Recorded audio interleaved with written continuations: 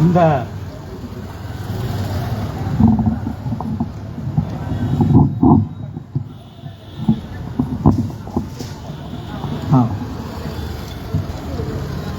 தோழர் என்னை அழைக்கும் பொழுது தமிழக வாழ்வுரிமை கட்சி நடத்தி கொண்டிருக்கும் என்று என்ன சொன்னார். கட்சியோட தலைவர் நான் இல்லை, நான் ஒரு மாவட்ட செயலாளர் கட்சியில்.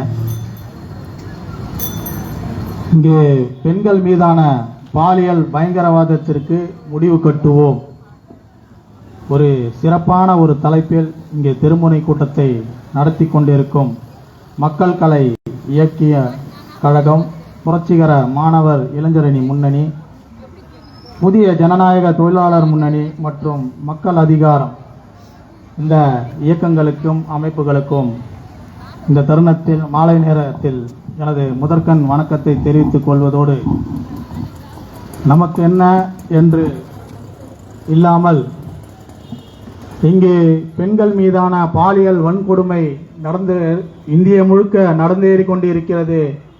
இது சம்பந்தமாக இங்கு ஒரு திருமண கூட்டம் நடைபெற இருக்கிறது. அதற்காக நாங்களும் முன் வருவோம் என்று இங்கே வருகை தந்துள்ள அனைத்து தோழர்களுக்கும், என்னுடன் தமிழக வாழ்வுரிமை கட்சியில் பயணித்துக் கொண்டிருக்கும் தோழர்களுக்கும் மற்றும் இங்கே பேசி அமர்ந்துள்ள புரசை தோழர் அன்பு செல்வன் அவர்கள் சொன்னார், பெரியார் பெண்களுக்காக சமத்துவம், சகோதரத்துவம், பெண்கள் அடிமை, பெண்களுக்கு சம உரிமை கொடுக்க வேண்டும் எல்லாம் ஐயா பெரியார் ஐயா சொன்னதெல்லாம் இங்கே குறிப்பிட்டு சொன்னார். ஐயா சொல்லும்போது மாட்டு மூத்திரத்தை குறைச்சி சொல்லிட்டீங்க ஐயா. மாட்டு மூத்திரம் கொரோனாவே தடுக்குதுன்னு சொல்லியிருந்தாங்க. நீங்கள் என்னன்னா மாட்டு மூத்திரம் வந்து நல்லா இருக்குமான்னு கேட்குறீங்க. பல பேர் அதை குடிச்சிட்டு இருக்காங்க. இப்போ அந்த திருப்பதி கோயிலை பற்றி நீங்கள் சொன்னீங்க, அந்த லட்டை பற்றி. அந்த லட்டுக்கு தீர்வு கூட மாட்டு மூத்திரம் தான் ஐயா. நீங்கள் வந்து குறைச்சி சொல்லாதீங்க, நீங்களும் ஒரு வாட்டி ட்ரை பண்ணி பாருங்க. சமத்துவம், சகோதரத்துவத்தெல்லாம் பற்றி ஐயா தோழர் அன்பு செல்வன் அவர்கள் சிறப்பாக பெரியாரின் கருத்துக்களை இங்கே உங்கள் மக்கள் மத்தியில் எடுத்துரைத்தார். இப்ப இருக்கிற காலகட்டத்தில் பெண்கள் அனைத்து துறையிலும் கலக்கிட்டு இருக்காங்க.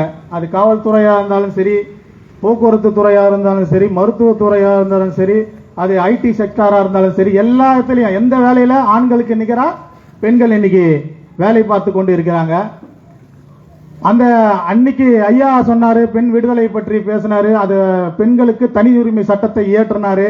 அந்த சட்டம் இன்னைக்கு நடைமுறையில் இருக்கு. அவங்களுக்கு சொத்துரிமை எல்லாம் கொடுத்துட்டு இன்னைக்கு அந்த பெண் உரிமை கொடுத்ததுக்கு பிரகாரம் அவங்க இப்போ எப்படி சொல்றாங்க, எல்லா தரப்பு பெண்களையும் நான் சொல்லவில்லை. இன்னைக்கு ஐடியில் ஒர்க் பண்ற, இந்த ஐடி சம்பந்தப்பட்ட இதுல வேலை செய்கிற ஒவ்வொரு பெண்களும் இன்னைக்கு நடந்துக்கிற விதம் நம்ம பார்க்கணும்னா முகம் செழிக்கிற அளவுக்கு இருக்கு. எல்லாரும் ஆண்களுக்கு நிகராக நாங்க இருக்கோம் அப்படின்ற மாதிரி ஒரு கட்டமைப்பை உருவாக்கியதற்கு காரணம் வேறு. இன்னைக்கு பாத்தீங்கன்னா டீகர்ல நின்று அவங்க சிகரெட் பிடிச்சிட்டு இருக்காங்க. மதுபான கடையில் போயிட்டு சரக்கு வாங்கி சரக்கு அடிச்சிட்டு இருக்காங்க. பப்பு பார்ல போனீங்கன்னா ஒட்டுமொத்த பெண்களையும் பார்க்கலாம். கேட்டா நாங்க வீக்கெண்ட் என்ஜாய் பண்றோம்ன்றாங்க. எங்க கம்பெனிலே அந்த ஒரு வாய்ப்பு கொடுக்குறாங்கன்னு சொல்றாங்க ஐடி செக்டார்ல.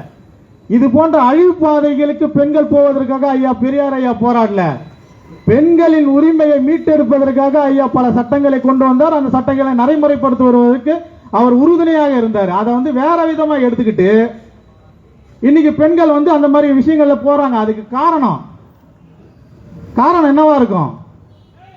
இந்த இந்திக்காரங்களையும் இந்த வட மாநிலத்தில் இருக்கிறவங்களையும் வேலைக்கு வச்சதுதான் இதுக்கு மிகப்பெரிய காரணம். அவங்களோட கல்ச்சர், அவங்களோட கலாச்சாரத்தை அவங்க வந்து இங்க வந்து செயல்படுத்துறாங்க.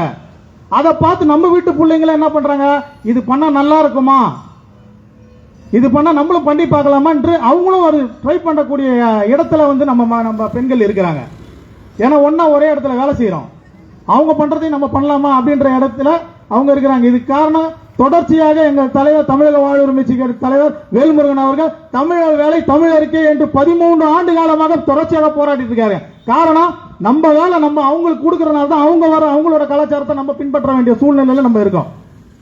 நம்ம உரிமை நம்மளுக்கே இருந்ததுன்னா இந்த பிரச்சனை வந்திருக்குமா? அரசு துறையில எடுத்து பாத்தீங்கன்னா எல்லாத்திலுமே அவங்க தான். வட மாநிலத்தில் எதுக்கு நான் இந்த வட மாநிலத்தை பத்தி பேசுறேன்னா, இங்க தலைப்பே வந்து பெண்கள் மீதான பாலியல் வன்கொடுமை இந்த தலைப்பு. அதிகப்படியான பாலியல் வன்கொடுமை எங்க நடக்குது? இந்தியா முழுக்க பாத்தீங்கன்னா வட மாநிலத்தில் தான் நடக்குது. அதுவும் முக்கியமா குறிப்பா சொல்லணும், பிஜேபி ஆளுகின்ற மாநிலத்தில் தான் பாலியல் வன்புணர்வு அதிகமாக நடக்குது. புள்ளி விவரமா சொல்ல முடியும். தொடர்ச்சியா பாலியல் வன்புணர்வு இந்த குஜராத், உத்தரப்பிரதேச, மகாராஷ்டிரா, பீகார், ஒரிசா, அசாம், எங்கெல்லாம் பாரதிய ஜனதா கட்சி ஆளுகிறதோ அங்கெல்லாம் பாலியல் வன்புணர்வு அதிகமாக இருக்கிறது. அது பாரதிய ஜனதா கட்சி அல்ல, பாலியல் ஜல்சா கட்சி. அப்ப நீங்க ஒரு கேள்வி கேட்கலாம், அங்க மட்டும்தான் பாலியல் வன்புணர்வு இருக்குதா, மற்ற மாநிலங்கள் நம்ம தமிழ்நாட்டில எல்லாம் இல்லையா என்று நீங்க கேட்கலாம். இங்க இருக்கு, இங்கேயும் நடைபெற்றது தான். அது ஒன்னு ரெண்டு ஓரிரு இடங்கள்ல, எல்லா இடத்திலையும் கிடையாது. தமிழ்நாடு அன்பும் அரவணைப்பும் உடைய நாடு. ஏதோ ஒரு இடங்கள இது மாதிரி சம்பவங்கள் நடந்தது. அந்த சம்பவங்களை குறிப்பிட்டு சொல்ல கடமைப்பட்டிருக்கேன். காதல் என்ற பெயரில் பொள்ளாச்சியில நடந்த விஷயங்கள் உள்ள எல்லாருக்கும் தெரியும். உன்னை நம்பி தாண்டா வந்தேன், இப்படி பண்ணிட்டியே. இதெல்லாம் நம்ம பார்க்கும்போது அதை பத்தி பேசுறதுக்கே நம்மளுக்கு ரொம்ப கஷ்டமா இருக்கு. அது முடியறதுக்குள்ள அடுத்த காதல் ஒண்ணு தஞ்சாவூர்ல 6 பேர் சேர்ந்து 28 வயது இளம் பெண்ணை கூட்டு பாலியல் வன்புணர்வு. மேற்கு வங்காளத்தில் ஐயா சொன்னது போல கொல்கட்டால ஒரு மருத்துவ பெண், அவங்க என்ன பண்றாங்கன்னா, அவங்க பயிற்சி மருத்துவர் தான். அவங்க படிச்சுட்டு அதே மருத்துவமனையில்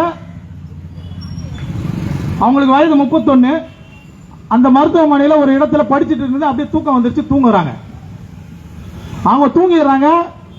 அந்த மருத்துவமனைக்கு ஒரு போலீஸ் பூத் ஒன்று இருக்கு. அந்த போலீஸ் பூத்தோட இன்சார்ஜ் யாருன்னு பாத்தீங்கன்னா ஒரு சமூக சேவகர், போலீஸுக்கு ரொம்ப நெருக்கமானவர். அவர் என்ன பண்றாங்க, சரி இந்த வாலண்டியர்ஸ் சொல்லுவாங்க இல்லைங்களா, அது போல ஒரு நபர், அவரை இன்சார்ஜா அந்த மருத்துவமனைக்கு போடுறாங்க. அவர் இந்த பொண்ணை தூங்குறத பார்த்து, இந்த மருத்துவர் தூங்குறத பார்த்து இது போன்ற ஒரு பாலியல் வன்புணர்வு செய்து அந்த கொலை பண்றான்.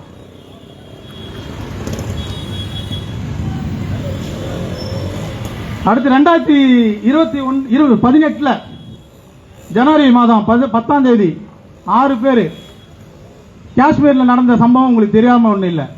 அசிஃபா என்ற ஒரு குழந்தைய கூட்டு பாலியல் வன்புணர்வு செய்து கொடூரமான முறையில் கொலை பண்ணாங்க. அந்த கூட்டு பாலியல் வன்புணர்வு செய்தது தெரியாம இருக்கிறதுக்கு அந்த பெண் உறுப்பை சிதைச்சாங்க. அந்த பெண்ணோட மண்டையில கல்ல போட்டு கொன்னாங்க. இதெல்லாம் பண்ணது யாரு? அந்த பெண்ணோட அப்பா சொல்றாரு, என் பொண்ணை ஒரு 5 நாளா காணோம். நான் 5 நாளா என் மாநிலத்தில் இருக்கிற எல்லா இடத்தையும், எங்க தெருவில் இருக்கிற பக்கத்து தெருவில் இருக்கிற எல்லா இடத்துலையும் தேடினேன். எங்க தேடியும் என் பெண்ணை காணோம், என் பொண்ணை கண்டுபிடிக்க முடியல. சரி கோயில் தானே, இந்த கோயிலுக்குள்ள இருக்க மாட்டான்ற ஒரு நம்பிக்கையில அங்க மட்டும் தான் நான் தேடலன்னு சொல்லிட்டு ஒரு அழுதுகிட்டே ஒரு சொல்றாரு, பேட்டி சொன்னாரு. அதை கேட்கும் போது நம்ம எல்லாம் பதபதைக்கல நம்ம மனசு. அதை பண்ணவன் யாரு? அந்த கோயிலோட தர்மகர்த்தா, அவங்க பையன், இவங்க எல்லாம் சேர்ந்து இந்த காரியத்தை செய்யறாங்க.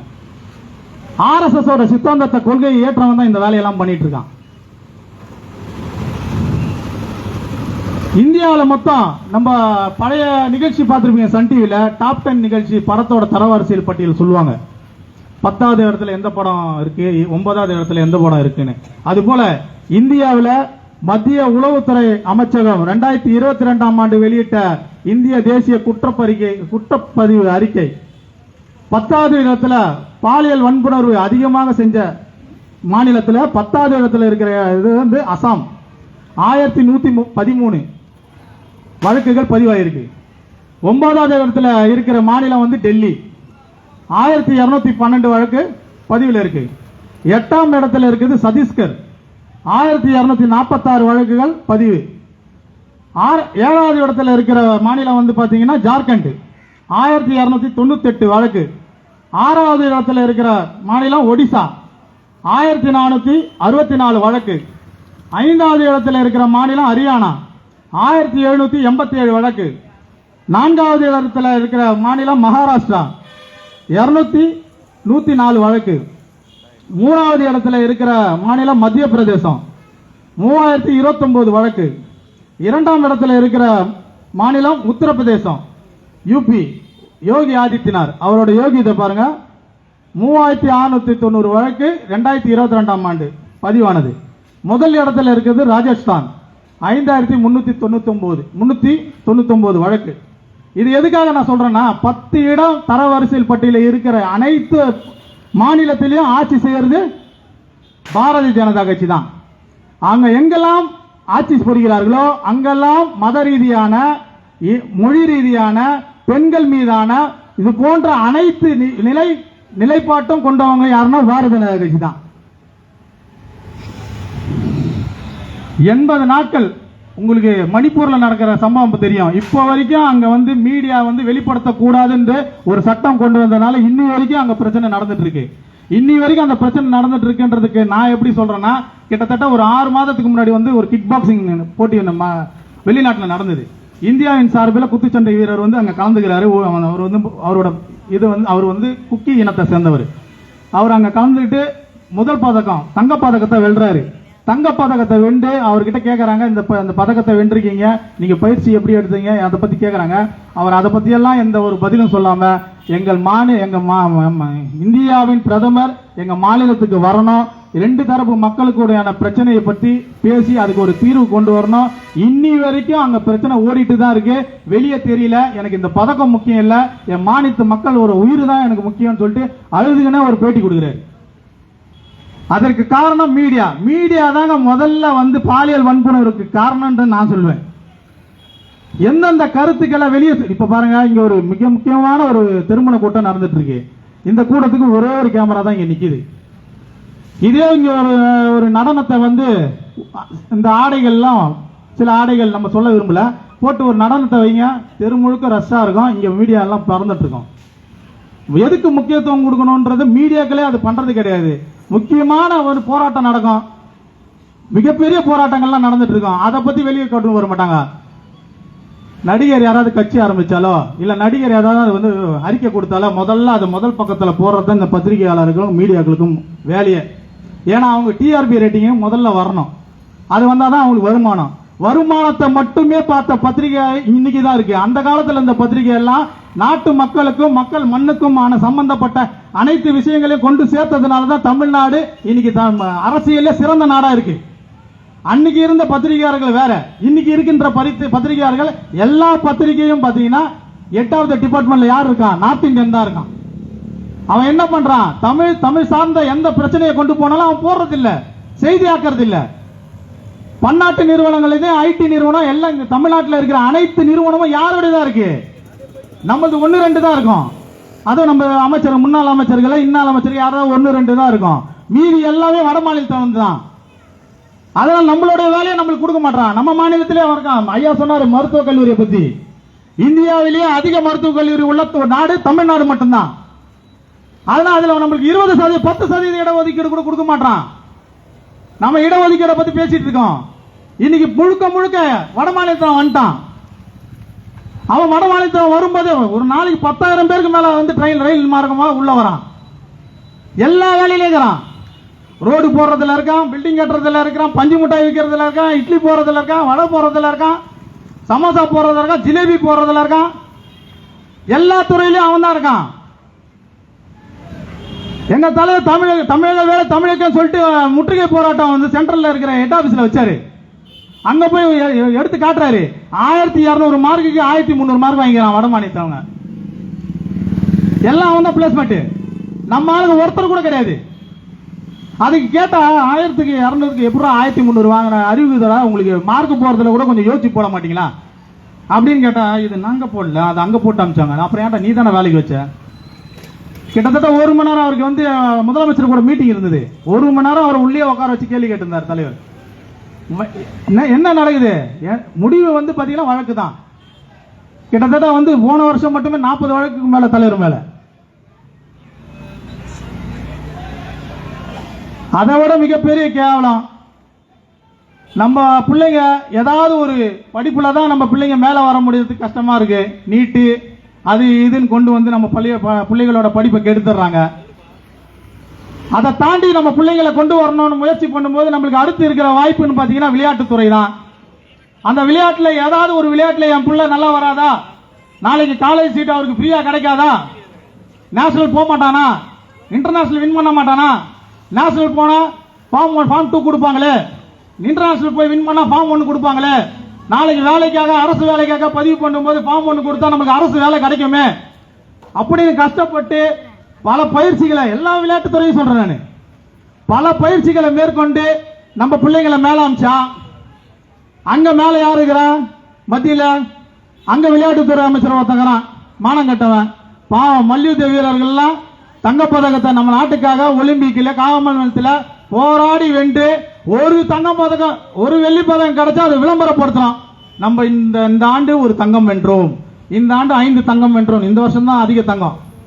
ஒவ்வொரு வருஷமும் ஒரு வாட்டியாவது தங்கம் வெல்ல மாட்டோமான்னு எதிர்பார்த்து இருந்த காலங்கள்லாம் இருந்த காலத்துல அங்க ஒரு அந்த விளையாட்டுத்துறையின் சம்மேளனத்தின் தலைவராக இருக்க பேரு உள்ள வச்சுட்டேன், அவன் அந்த பெண்களுக்கு பாலியல் வன்புணர்வு கொடுக்குறான். யாரு?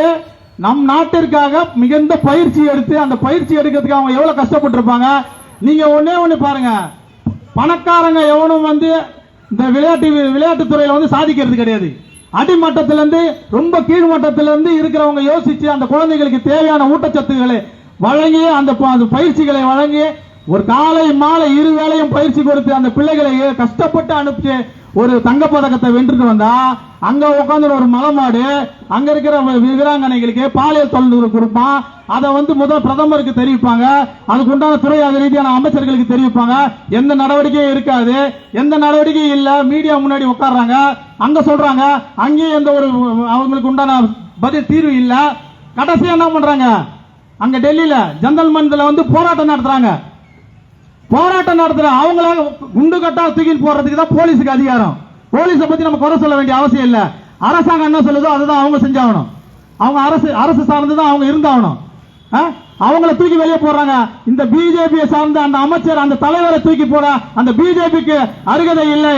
இது போன்ற பல அமைச்சர்கள் பல எம்பிகள் இந்த பாலியல் வன்புணர்வு இத்தனை மாநிலத்தை படிச்சோம் இல்லீங்களா, இதுல வந்து நீங்க உள்ள போய் நீங்க யூடியூப்ல பார்த்து பாருங்க. எம்பி இருப்பான், எம்எல்ஏ இருப்பான், எம்எல்ஏட புள்ள இருப்பான், எம்பியோட புள்ள. இவனுங்க தான் அந்த பாரதிய ஜனதா கட்சியை சார்ந்த அந்த கூட்டணி கட்சிகளை சார்ந்தவங்க தான் இவங்க அனைவரும் இருப்பாங்க. இதே எண்ணத்துல இதே நோக்கத்துல அவங்க வளர்ந்துட்டு அங்க இருந்து இங்க வேலை பார்க்கறதுக்கு இங்க படிக்கிறதுக்கு வந்தானா அவன் என்ன பண்ணுவான்? அவன் மட்டுமா வரான்? அவன் கூட சேர்ந்து திருடனுங்க தான் வரானுங்க.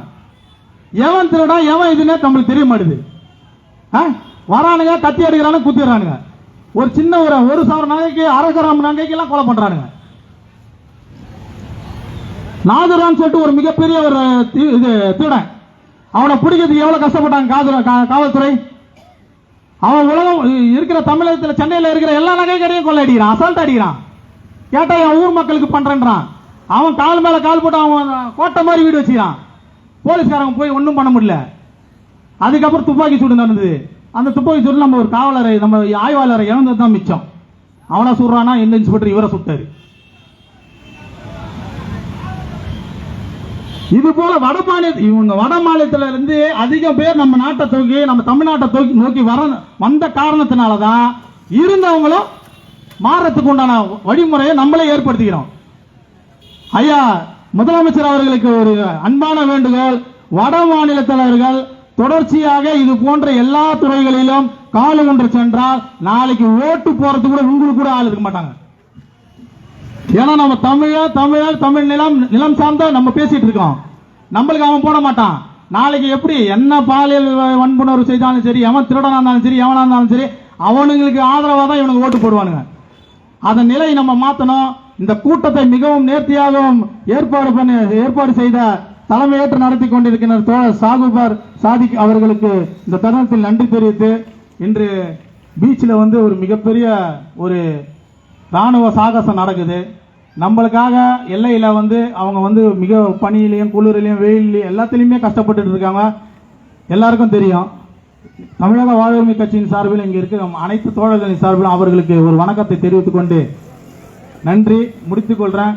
முடிஞ்ச வரைக்கும் அந்த யூடியூபர் விஷயங்களை பத்தி ஒரு போராட்டத்தை நீங்க முன்னெடுத்தீங்கன்னா நல்லா இருக்கும். இந்த திருச்சி சாதனா இதெல்லாம் பார்க்கவே முடியல. அது ஒரு பைத்தியம். அதுக்கப்புறம் இங்க குட்டிமான ஒரு லூசு சுத்தி நிக்குது. ஒருத்தன் இருக்கிறான், அவன் அசிங்கமா பேசுறான். அவனை தூக்கின்னு போய் சினிமா துறையில விட்டாங்க. ஆளே புலா சொல்லிக்கும் போது இவ்வளவுதாங்கிறான். ஜிபி முத்தான் இன்னொரு பைத்தியம் இருக்கிறதெல்லாம் தூக்கி நாடினுக்குது சாதனான்னு. இது போல நிகழ்வுகள் வருது யூடியூப்ல. யூடியூப் எப்படி வந்து இன்ஸ்டாகிராம் இது டிக்டாக் தடை செஞ்சாங்களோ அது போல இது மாதிரி நிகழ்ச்சி நடத்துறவங்களோட யூடியூப் முடக்கணும். அதுக்கு மிகப்பெரிய ஒரு ஆர்ப்பாட்டத்தை முன்னெடுத்து இல்ல இந்த மாதிரி திருமண பிரச்சாரங்கள் மூலமாக முன்னெடுத்து முதல்ல அதெல்லாம் தடை செய்யணும். நம்ம குழந்தைங்க எல்லாம் பார்த்துட்டு இருக்காங்க. இவங்க பண்றதை தான் நாளைக்கு அவங்க பண்ணணும். அவங்களும் ஆரம்பிச்சிட்டாங்க. இப்ப கணவன் மனைவி எல்லாம் சேர்ந்து ஆரம்பிச்சிட்டாங்க.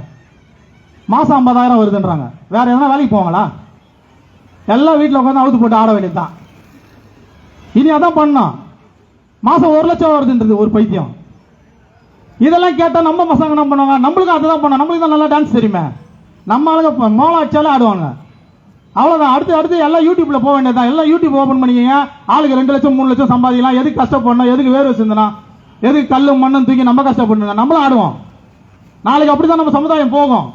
இதை தடுக்காம விட்டா உண்மையாவே நம்ம சமுதாயம் அதை நோக்கி தான் போகும். இஸ்லாம் சமுதாயத்தில் வெளியே வந்து இந்த மாதிரி சில விஷயங்கள்லாம் நாங்கள் கட்டுப்பாடோட இருக்கோம். நானும் இஸ்லாமத்தில் பிறந்ததுனால சொல்றேன். இன்னைக்கு அந்த சமுதாயத்தை சேர்ந்தவங்க கூட இன்னைக்கு டிக்டாக்ல வந்து இந்த மாதிரி விஷயங்களை பண்ணிட்டு இருக்காங்க. நம்ம வீட்டு பிள்ளைங்களை இந்த மாதிரி பண்ணும்போது நம்மளுக்கு ரொம்ப மன வருத்தமா இருக்கு. தயவு செய்து பல போராட்டங்கள் ஐயா பெரியார் ஐயா அம்பேத்கர் ஐயா எல்லாம் சொன்னதெல்லாம் மக்களுக்கு மனசுல இருக்கு. இப்ப நம்ம போராட வேண்டிய நிலை யூடியூப் இது போன்ற ஒரு சமூக சீர்கேடான நிலைக்கு நாம இன்னைக்கு இருக்கிறோம். அதை தடுக்காவிட்டால் ஒட்டுமொத்த சமுதாயமும் அது மூலயமாக அழியும் என்று சொல்லி விடைபெறுகிறேன். நன்றி. வாய்ப்பு